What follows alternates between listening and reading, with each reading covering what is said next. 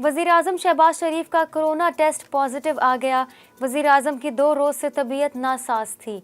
Doctor के मशवरे से आज कोरोना टेस्ट करवाया गया। अवाम और कारकुनों से वज़ीर-ए-आज़म की जल्द सेहतयाबी की दुआ की अपील। कराची में बैनुल-अक़वामी दिफाई नुमाइश आइडियाज़ का आगाज़ हो गया। वज़ीर ख़ारजा बिलावल भुट्टो ने इफ्तिताह किया।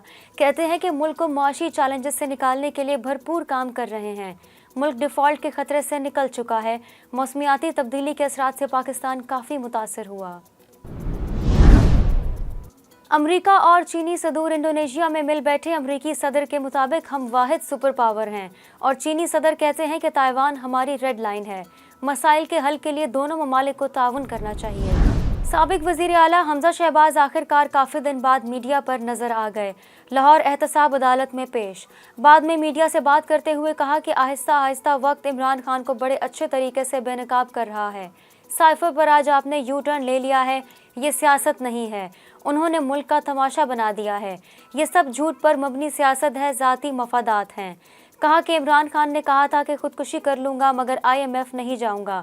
ये उनकी रिवायत है कि हर बात से पीछे हट जाते हैं। इस्लामाबाद में FIA कमर्शियल बैंकिंग सर्कल का राजा बाजार में छापा। गैर मुल्की करेंसी के कारोबार में मुलविस 2 मुल्ज़िमान गिरफ्तार।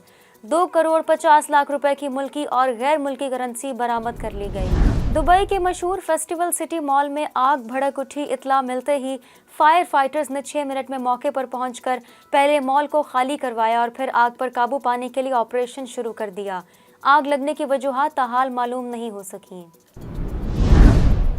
पाकिस्तानी सहाफ़ी अरशद शरीफ के केनिया में कत्ल के बाद अमेरिका का केनिया में शूटिंग साइट एमोडेम से $4 लाख का तरबियती मुआहिदा ख़त्म।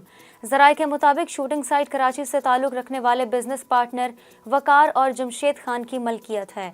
अमरीकी स्टेट डिपार्टमेंट और एमोडेम के दरमियान इंसदादी दहशतगर्दी और मंशियात के मुआहिदे थे। ऑस्ट्रेलवी T20 टीम के कप्तान एरन फिंच से सवाल, सबसे बड़ा खिलाड़ी कौन? बाबर आजम, विराट कोहली, जो रूट या स्टीव स्मिथ?